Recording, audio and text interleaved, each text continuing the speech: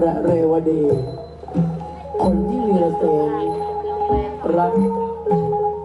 ก็ไม่เป็นเกียรติด้วยครับติดตามชมการแสดงของอริเจปารุ่งเป็นของเรื่องท่ารัก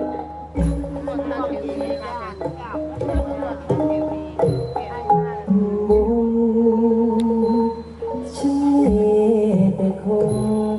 ไม่ถึงฟ้าจึงไม่เวทนาคอยเฝ้าแต่คอยทุกคราดวงจันทราไม่ลอยเลื่อนมาไกลเราคงยังคอยแต่คอยหายเสียดายดวงจันทร์ไม่บรรเทาลอยลับไม่เหลือแม้เงารู้หรือเปล่าว่าเราฉันโชคดีเธอเป็นดอกฟ้ารู้ไหมว่าฉันเป็นนางฟ้าเทวี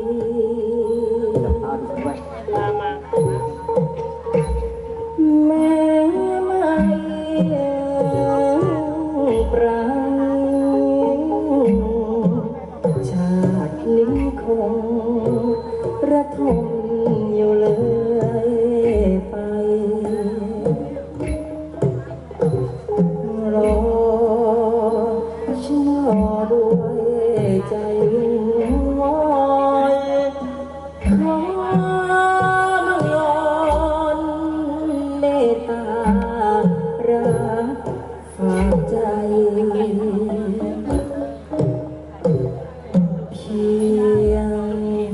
ยิ้มสักนิดหรือใครฉันคงพองเรื่อยไปด้วยทุลีเมตตาของเธอ ใจเย็นไปจับถูกแอบแทงข้างหลังครับฮะปลดอาวุธ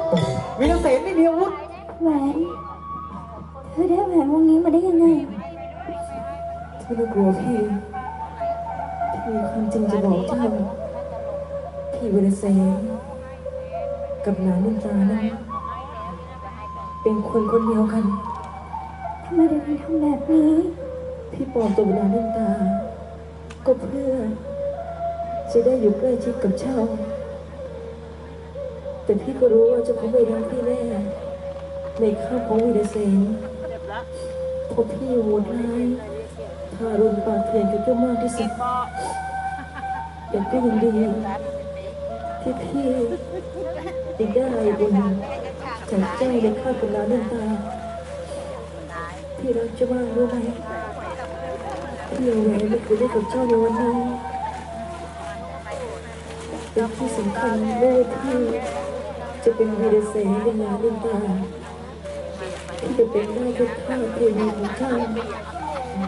พี่อยากจะทำสิ่งหนึ่งสิ่งสุดท้ายก่อนที่ชีวิตจะหาไม่จะรังเกียจพี่หรือเปล่า เราไม่รังเกียจ ก้มลงจูบฝ่าเท้าของเรวดี นางนินตา วีรเส นาน งนินตาลูกกระเถิดนางนินตา